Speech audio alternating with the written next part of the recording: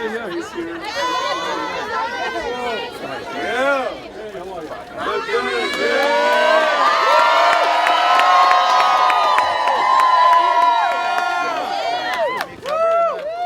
we want? When do we want it? Now. What do we want? Green New Deal. When do we want it? Now. What do we want? Green New Deal. When do we want it? Now. When do we want it? Now. When do we want it? Now. When do we want it? Now. So let me thank the Congresswoman, Alexandria Ocasio-Cortez, for helping lead this effort. Let me thank all of the groups that are behind us today who understand the urgency of the moment. And when we talk about a Green New Deal today and now, we need it because the planet is in crisis. The truth is that 5 out of the last 6 years have been the warmest on record.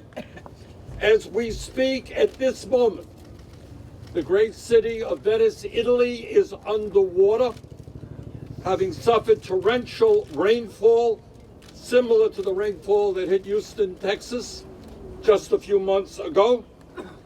California continues to fight wildfires, and hundreds of thousands of people have lost their electricity. And right now, Australia is on fire. As a result of melting Arctic ice caps and the warming of our oceans, major cities throughout the world, cities like Miami, New York City, Charleston, London, Shanghai, and Hong Kong, will likely be underwater in the next 50 years. All over the world, drought is turning farmlands into desert, cutting back on food production.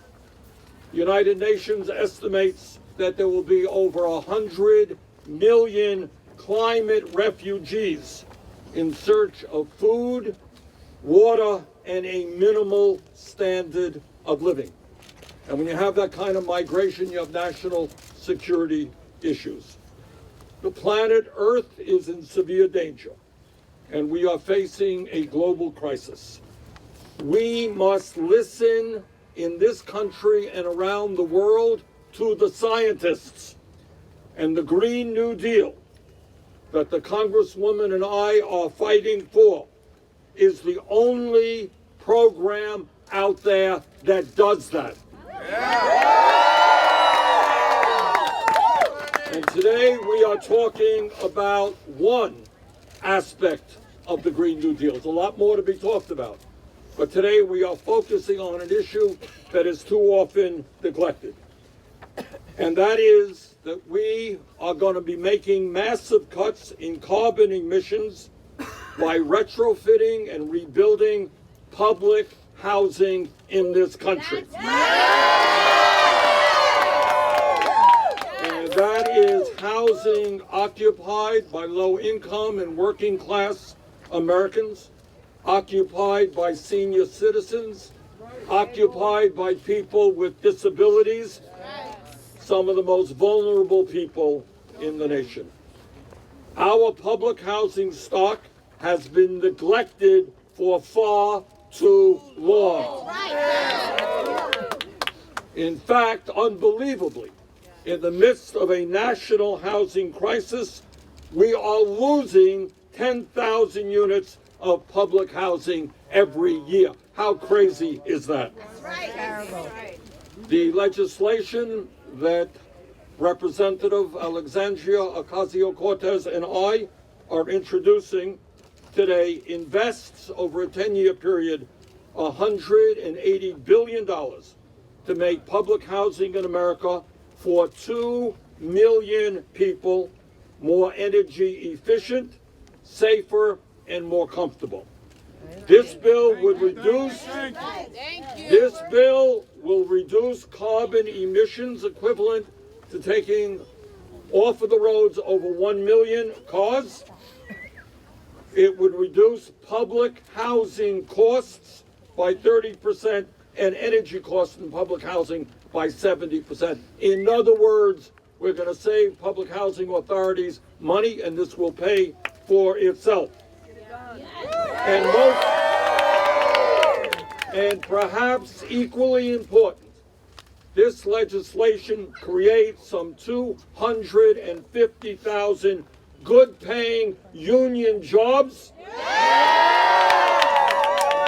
Jobs primarily designed to go to the young people and the working people who live in public housing.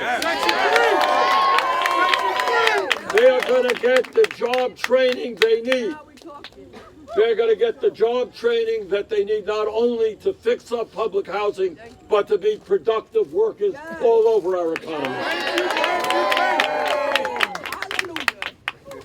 What we are doing in this legislation, which is what good legislation is about, is making massive investments in carbon emission, protecting our climate, improving the lives of 2 million people, saving public housing authorities substantial sums of money, and creating 250,000 jobs. This is a win-win-win piece of legislation.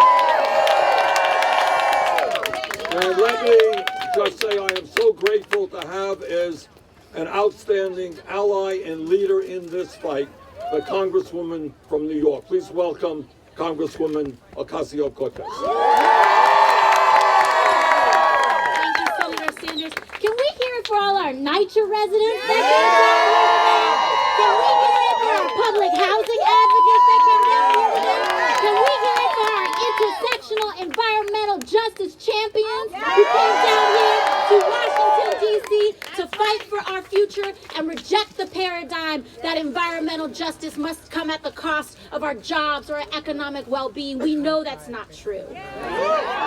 And that's what this legislation here is about. As we speak, today, this week, we've learned that in the Bronx alone, 2,400 Bronx public housing residents may be going without heat tonight. That is inhumane. That is an injustice just at the time when temperatures are dropping to 22 degrees at night. That is environmental injustice too.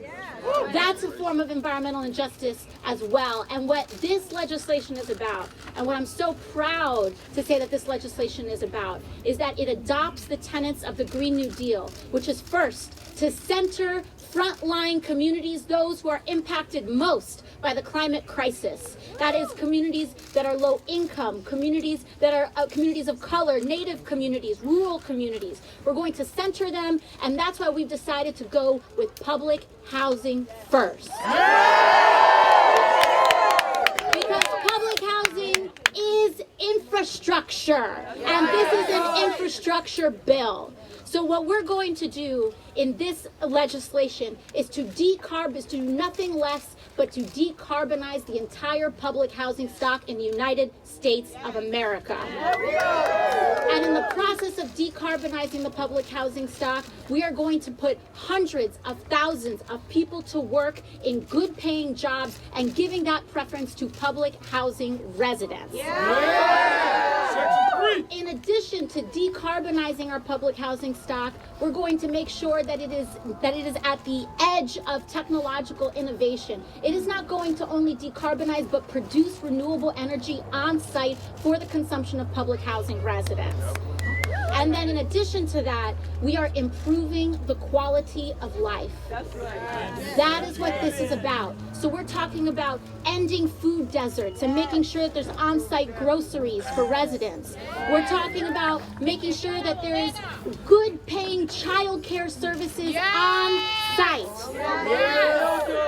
This is how we show that tackling the climate crisis is an opportunity for us to create an economic stimulus and an economic boon, not just for Wall Street, but for working people. Because if anything, that's the mistake that we saw the last time around. The last time it was big banks that got a bailout. The last time it was Wall Street that got a bailout. This time, We're going to bail out Main Street. We're going to bail out the people. We're going to bail out the working class, make hundreds of thousands of jobs in the process, and show that we can have a people-centered economy while revitalizing our infrastructure and preparing for the future. Because what we're seeing at NYCHA is not just the criminal neglect, allowing children to drink, to be exposed to lead and having their brains poisoned, allowing people to experience criminally high rates of asthma because of the buildings that have not been retrofitted. It's not just about filling the gap to end the criminal neglect, but it's about leaping into the future and showing what our economy could look like if we centered working people. That's what this legislation is all about. And not only are we centering frontline communities in the legislation, but we're centering frontline communities in the process. That's why this legislation has been led not just by housing experts, not just in accordance to the climate science, but it is being led and authored and with the intake and input of public housing residents that are right here. That's why you all are here in Washington, D.C. This is not written by lobbyists. This legislation is not written by policymakers that are too far away from the pain. We've got people, because I believe that in addition to our housing experts, there is no one who knows more about public housing than the residents of public housing. And so with that, I want to introduce to you a champion that we have been working with that has come down here today to testify about the reality and the possibility of this legislation. She is a single mother of two living in Holmes Isaac houses. She is the co-founder of the Holmes Isaacs Tenants Coalition. She has led numerous rallies from the steps of City Hall in New York City, and Lakeisha Taylor.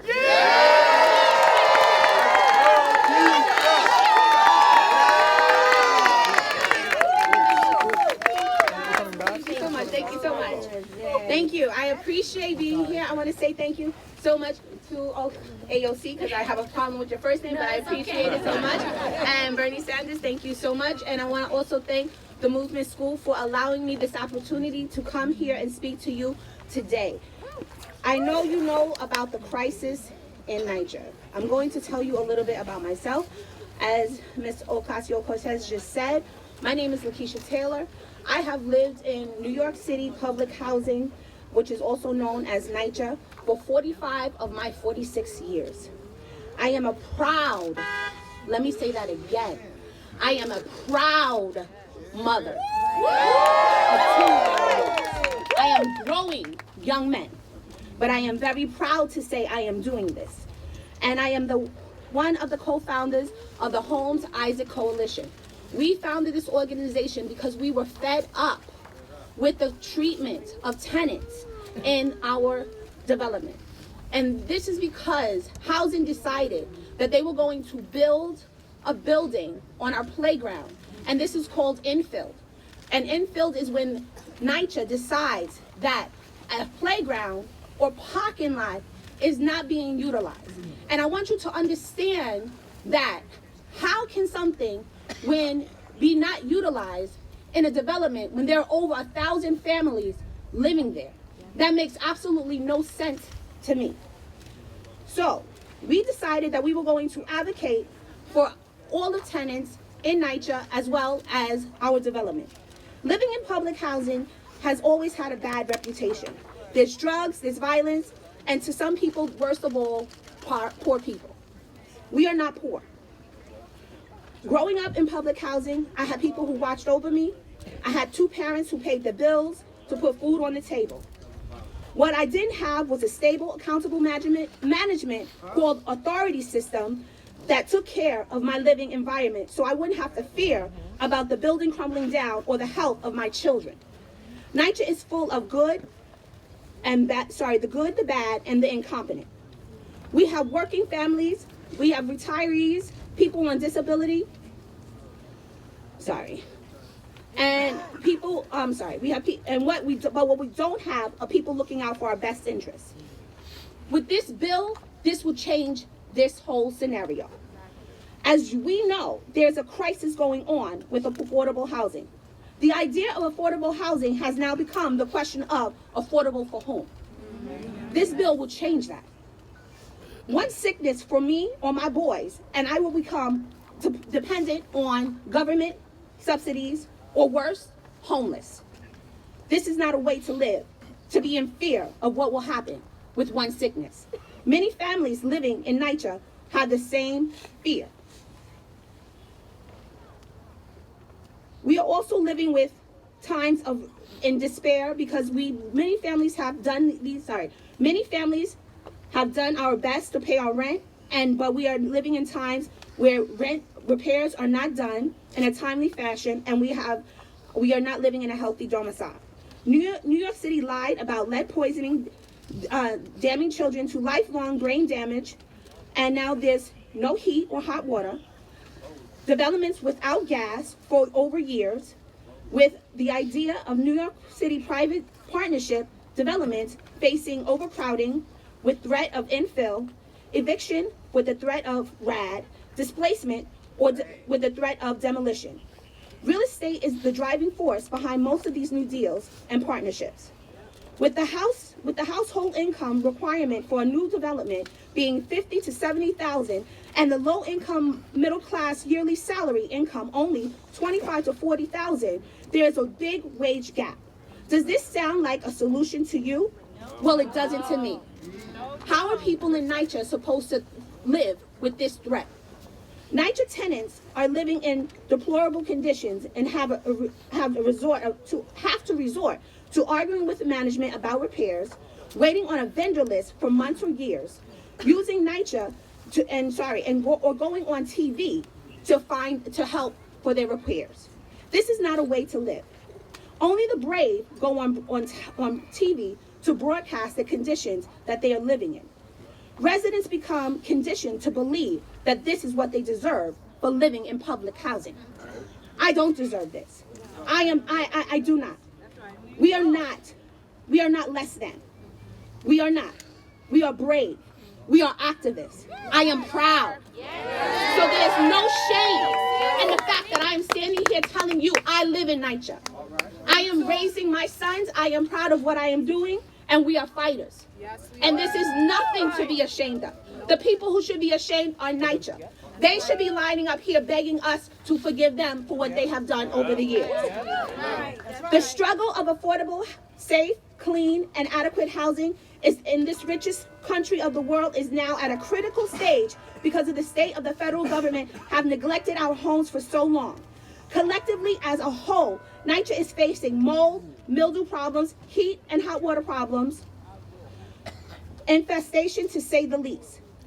These things don't happen overnight. Just like a baby, 9 months was not long enough to make this happen. Years of neglect, scandal, and mismanagement of funds is what has gotten us into this, and we are hoping and praying that a brand Green New Deal is what's going to bring us out of it. Because this is the change we are looking for. This is our new hope, and we are putting it behind this. NYCHA has produced many great people, and I'm not talking about celebrities. I am talking about the single mothers and the single fathers who work hard. To put down and pay for those MSWs that their children are trying to finish. I'm talking about those mothers who put firefighters and policemen on the streets. I'm talking about the mothers and fathers who put nurses through college. I'm talking about those parents who work 2 and 3 jobs just to pay that rent. So those are the parents that I am talking about. Those are the NYCHA residents I am speaking of, because those celebrities who went through talked about it and left. But I'm talking about the ones who are still living in the deplorable conditions. I'm talking about myself, who I'm raising my kids. I'm working for jobs, but I'm still doing that. I'm out here being an activist because it is important. We have to shine a light on what is being done. I am not ashamed. I am not ashamed, and there's nothing to be ashamed of, because there are many people still living in this condition, and it is not right. But with a Green New Deal, things will change. We are looking towards the future, and things have got to change.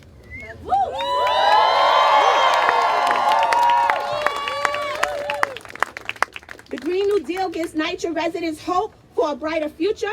It will bring back the power to the tenants, improve the living conditions, develop economic opportunities, and create true affordable housing. And this is what we are looking for. We need a new future, a new NYCHA that is going to be economically affordable and new buildings for new people. Thank you. What do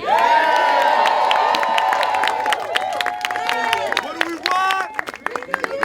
When do we want it? Now. What do we want? A Green New Deal. When do we want it? Now. When do we want it? Green When New do we want it? Now.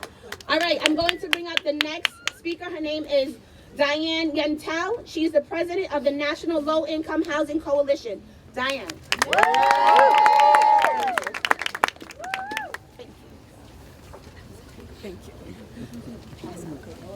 Today, on one of the coldest days in this early winter, hundreds of public housing residents in New York City have no heat in their homes.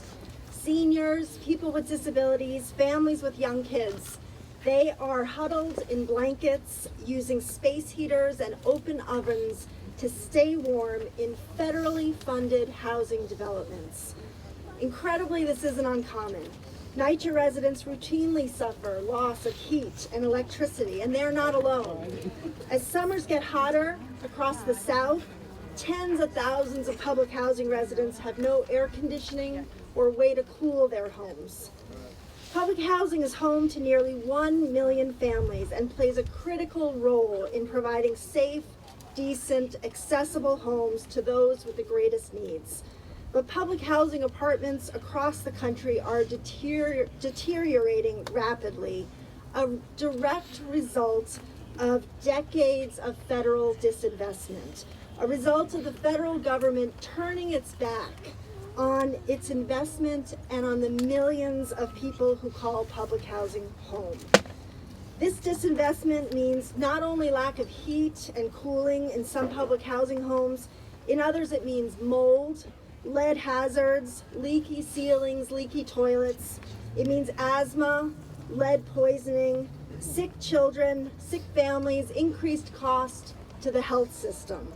This is unacceptable. Congress must live up to its responsibility of safe, decent, accessible, and affordable homes for today's public housing residents and for future generations. And that's why the National Low Income Housing Coalition is so glad to stand today with Senator Sanders, with Congresswoman Ocasio-Cortez, and with other original co-sponsors of this bill to call for a bold, ambitious investment in our country's public housing and in the millions of people who call it home. This bill would not only preserve America's public housing for today's residents and for future residents, but it would make sure that those residents are the ones who benefit from the millions of jobs that are created. It would improve Section 3. It would give residents meaningful work, investing in their communities, opportunities to own and operate resident businesses, to manage the public housing themselves, and to have a seat at the table for the most important decisions about their own homes. We must build the political will to combat both the affordable housing and the climate crises. And I thank Senator Sanders and Congresswoman Ocasio-Cortez for their innovation, for their holistic vision for green, affordable housing in America. Let's get it done.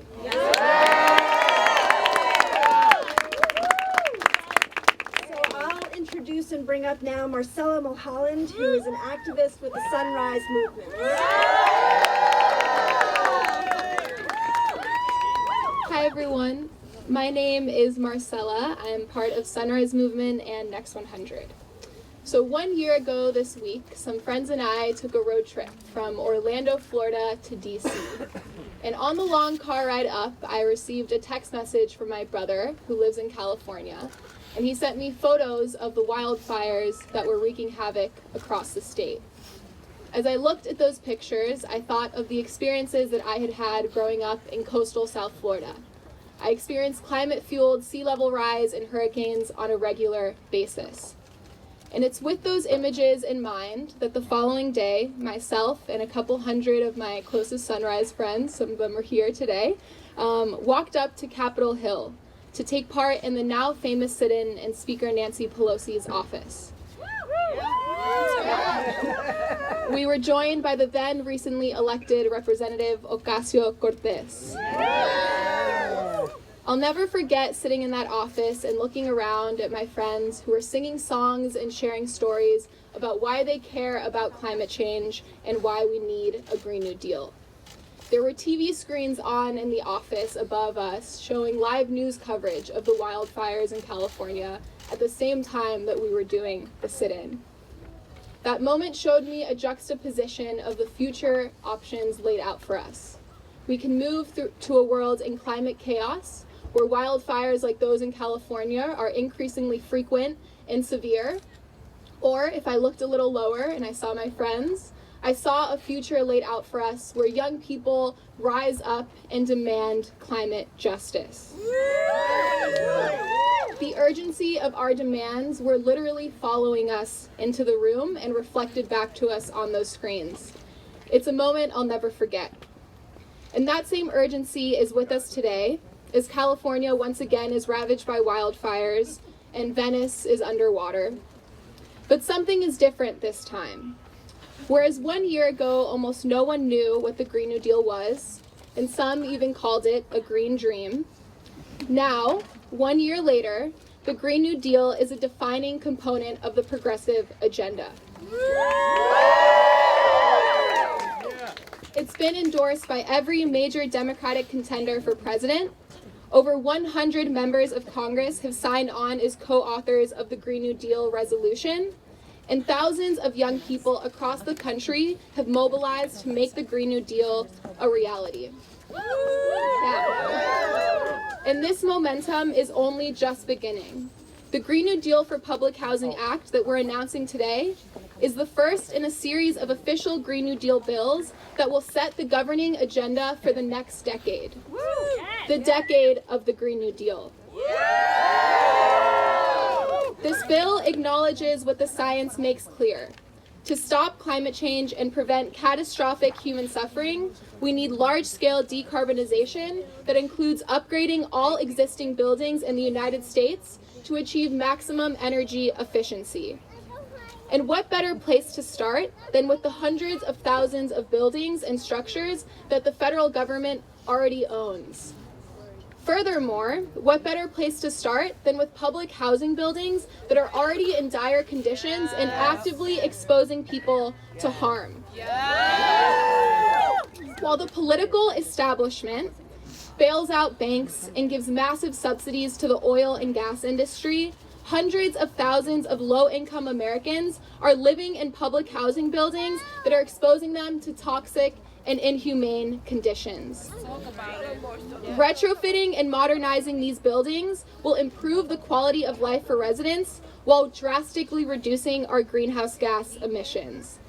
The Green New Deal for Public Housing Act shows that intersectional climate solutions are the future of climate policy.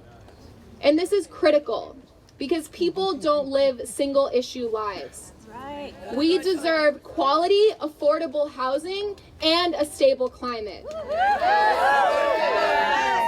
We deserve good jobs and a livable future. And in the richest country in the world, there's no reason we can't have both. If we make the Green New Deal and this bill a reality, no one will have to choose between a home that is giving their kids asthma or cancer and no home at all.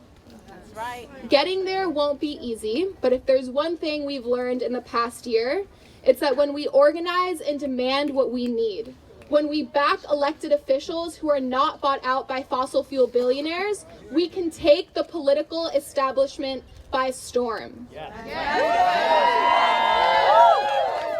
We can win the future we deserve. Now Carrie Fulton is going to speak. She's a policy fellow at the Climate Justice Alliance.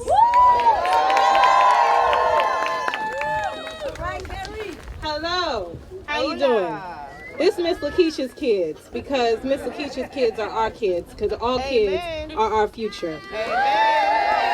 First and foremost, I want to thank Senator Bernie Sanders, Representative Alexandria Ocasio-Cortez for having us. The Climate Justice Alliance is over 70-member organization, and it is led by Black and Brown and Indigenous people from all over.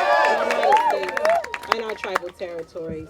And we believe in a world where public housing residents no longer live in the shadow of polluting industries. The front lines of environmental and climate justice can be the leaders of the clean and just regenerative economy of our future.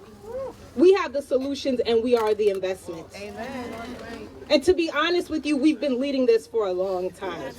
We want to lift up our ancestors like the late Hazel M. Johnson of the Chicago People for Community Recovery. There we go, who dedicated her life to advocating for building repairs and environmental protections for the residents of Oakdale Gardens who live in what she coined a toxic donut, surrounded by polluting industries on the south side of Chicago. Today, approximately 70% of public housing in America is within 1 mile of an extremely polluted, aka Superfund site. The majority of HUD-owned public housing properties are over 40 years old and in dire need of repairs. Climate change, as many of you know, exacerbates these issues and increases resident vulnerability to extreme temperatures and natural disasters. However, our communities continue to showcase resiliency and empowerment. Grandfathers like Bo Luther and Wallace Kirby of Hustlers to Harvesters. There we go. What's up, DC? In Northeast DC, teaching gardening, solar, and carpentry skills to turning citizens and residents of Clay Terrace. Resident council presidents like Rhonda Hamilton push for better air quality while her neighborhood becomes a hotbed of development and gentrification. They do this work with little to no funding while working full-time jobs and caring for families. We need federal action for a just transition rooted in energy democracy that transforms public housing to healthy, community-owned cooperatives that empower residents while enhancing our future. Hello, future.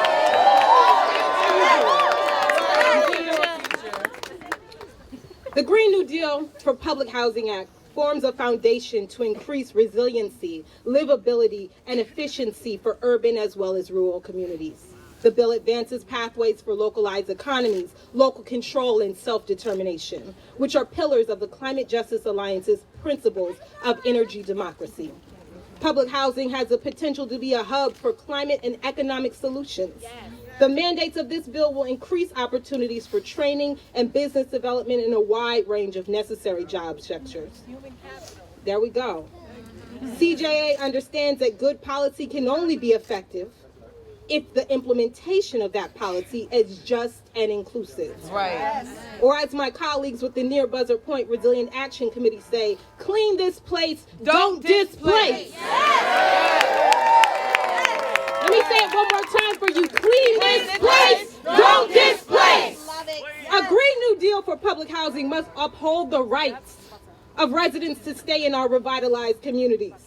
We must ensure that mandates to protect residents like Build First and one-to-one unit replacement are fully upheld and not just stated. We are in an affordable housing crisis.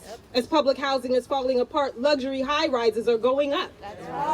The repeal of the Faircloth Amendment is necessary so we can provide more adequate housing for the 1.6 million people on waiting lists for public housing today. We also must protect against the loopholes that occur through privatization of public housing. As such, the best way to ensure this bill is effective is to include establishing and maintaining local residential control. We must build the infrastructure in these communities now, that will enable them to create self-managed and operated organizations that maintain homes while also recreating a renewable energy market that benefits them first and foremost. Furthermore, we must ensure that grant programs are readily accessible to residents and resident-led groups in a way that doesn't extract from their ability to organize and mobilize their communities. We believe in this Green New Deal, but we want it right. Thank you.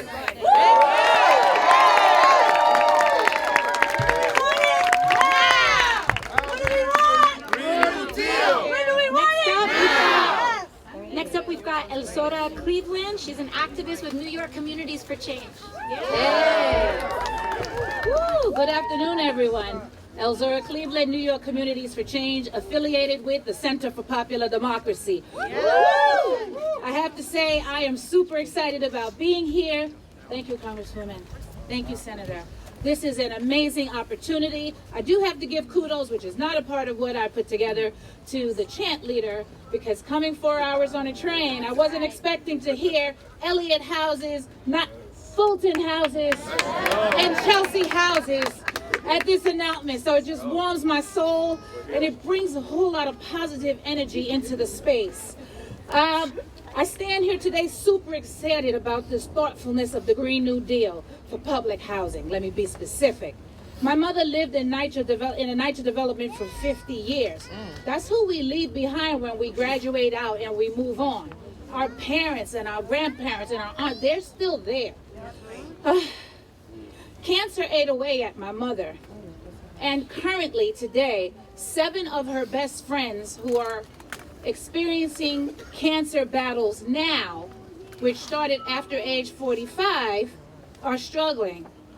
Coincidence, perhaps? Maybe not. Maybe it's the conditions. Maybe it's access. How about that? Right? So, true thoughtfulness was given to the creation of this bill. Not only making conscious health benefiting suggestions like reducing carbon emissions to zero, going electric, why not? It's the best thing. Upgrading the piping. But creating a livable environment with leadership, training, and opportunities that benefit and support the upkeep of these units. This bill includes creation of regularly needed assessment evaluations, allowing flexibility for community decision makers to prioritize and focus on their units. Ownership, right? Taking ownership of what is yours will make you keep quality within the spaces that you live in. But let's start with you, the government. They owe these buildings a lot of attention. Woo! Yes. Woo, I'm so excited. We're in a crisis as it relates to housing and homelessness. Homelessness is seriously spiking, and lots of fear is in every neighborhood. This bill brings comfort to my spirit, knowing that we not only are addressing the crisis with the opportunity to create public housing, but to offer the full wraparound services dedicated to those spaces. Recycling, zero waste programs, childcare centers, healthy eating options, and community gardens. Boy, you know, there was a time. There was a time, because I was born and raised in NYCHA, and there was a time. We have the tools and brilliant minds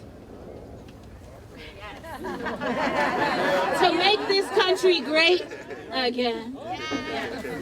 Pun intended. Let's start with our residents and support the Green New Deal for public housing. Thank you, Congresswoman. Thank you, Senator. Thank you. All in favor of the Green New Deal?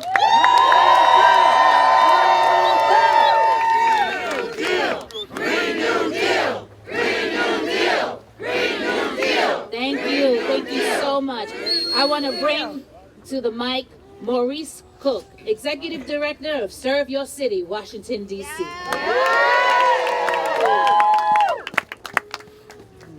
Wait a minute, I heard something about Washington, D.C. We better give it up a little bit louder. I don't know if y'all know, this is Chocolate City. I don't know if y'all know about this.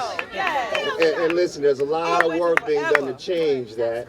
But we are here together today to say we are honored and blessed to stand on the land, the Piscataway Nation land. Amen. You know, without their sacrifice, none of us would have anything that we have here in this blessed, beautiful land, right? So we got to give props and respect to that. Also, this is Chocolate City, right? Yes. All right. So listen. I'm cold. I'm not used to this type of weather. It's really difficult for me. I'm gonna be honest with you. It gets harder and harder as I get older. So y'all know this chant. We have some local issues that we're dealing with here right now in Washington, D.C. And listen, I care about what happens around this nation and around this world. But believe you, I'm going to protect this place first, right? Washington, D.C. We got to take care of home first, and our work is hyper-local. So that we have some public housing developments that are under attack right now. So when something's under attack, I'm gonna name some names, brother. I know you know what to do.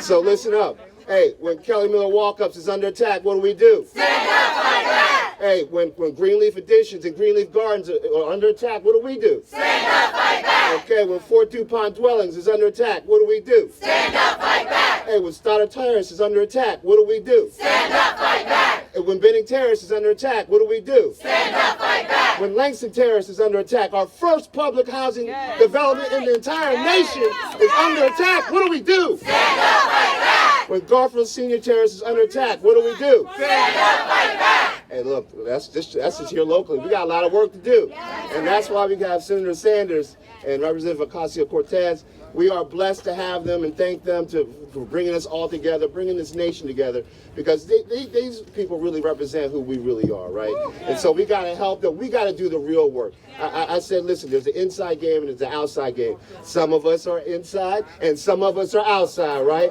And so we all got work to do. But again, my name is Maurice Cook. I'm executive director and founder of Serve Your City. We are a DC-based nonprofit organization that fights to make sure that DC underserved youth, black and brown, have everything that everybody else has. And I'll do whatever it takes to make sure that happens. Amen. I'm also a member organizer of the Black Workers and Wellness Center for One DC, organizing neighborhood equity. And what we do is we try to take care of everybody that comes through our door. If you're in need of support, that's what we try to do. I do have some points that I wanted to make about the New Deal, here, the New Green Deal. Basically, for us, One DC has a list of demands. We demand the halt of any demolition of any and all public housing developments, both locally and nationally. We demand the hiring of public housing tenants on all development and renovation projects. For Section 3. That's right. And we are very supportive of the New Green Deal public housing because we love its focus on job training and employment of the public housing residents, and protecting community sustainability, and most importantly, the right to return of any and all public housing residents displaced from this city. Let's say that again. The right to return of any and all public housing residents displaced from this city. Come on, y'all can say it with me. The right to return of any and all public housing residents through displacement from this city. These principles are aligned with our principles in the People's Platform, specifically that right to return and the reclamation of any and all of DC residents forced out of the District of Columbia by developers via gentrification and city policy, right? See, there's something going on. Our public lands, our tax money is being used to fund developers, right? To finance developers. This is a money issue. Our public lands, right, and our tax dollars are being used to enrich developers on our backs, on our lands. They're being so. Don't make me tell the truth. Don't make me tell the truth. Don't make me tell the truth. Listen. Our city uses our housing, our folks with housing insecurity. They use them as a canard to say, hey, look, we're dealing with homelessness. Right? Where the developers get a great financing deal using public housing vouchers. That's the game. That's the game, right? And so we have to fight with our public officials who say, hey, we're doing such a great job. It brings and aligns strange bedfellows, right? We have folks who are NIMBYisms, the NIMBY folks fighting with the community activists, but for different reasons, right? For different reasons. Because we don't believe in the intent of the developers. We don't believe in the intent of our city officials. And I had to say this last night so crazily. And people look at me as if I'm crazy. They can say, oh, you don't want to support people who are in permanent supportive housing or homeless shelters? I absolutely want to support that. I want all of our land to be public housing, right? That's the world that I'm looking for, because I believe in the right for everyone to have a home. That's what I believe. I do, listen, at One DC, we don't fight for the market income market rate. We fight to make sure that everybody has the right and deserves a home. And that's what it's all about. We have to stop being afraid of saying what we really actually want, right? I mean, listen, the way we've done it so far has gotten us to this place. in my neighborhood, and on Capitol Hill, this is where I live, in this neighborhood, in 2000, 62% black, 32% white. In 2017, 62% white and 30% black. Does that happen by happenstance? No, there are policies and deals, business deals being made to ensure that takes place. And class warfare, and the inclusionary zoning, opportunity zones, economic racism. I often say, listen, we have hey, look, I'm getting everybody started, right? I'm getting everybody started. Hey, look, we Hope 6. Oh, look, here we go. Don't get me started. Hey, look, okay, I've been told to get off the mic, but listen, I gotta say this. I have environmentalist folks come to us, say, we want to organize black folks, poor folks. We want to organize black folks. And I tell them, listen, black people have been fighting for climate change because of the environmental racism we have to deal with every day. And so somehow we have to unite our people and say, listen, there are impacts that we feel on a daily basis, right? I understand that you may be privileged enough to be fighting for a disaster in the future. But that disaster is right here for us, right? And so we just have to keep working, keep talking, keep building, keep loving, and do this work together. Thank you, guys. We've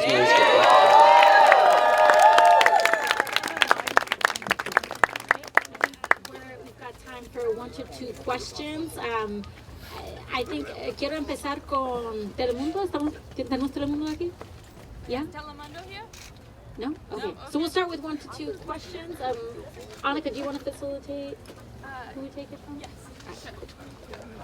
Congresswoman and Senator, are you concerned with all of the focus on impeachment ongoing, that legislation like this and other priorities of yours are going to not get the attention that you think we deserve?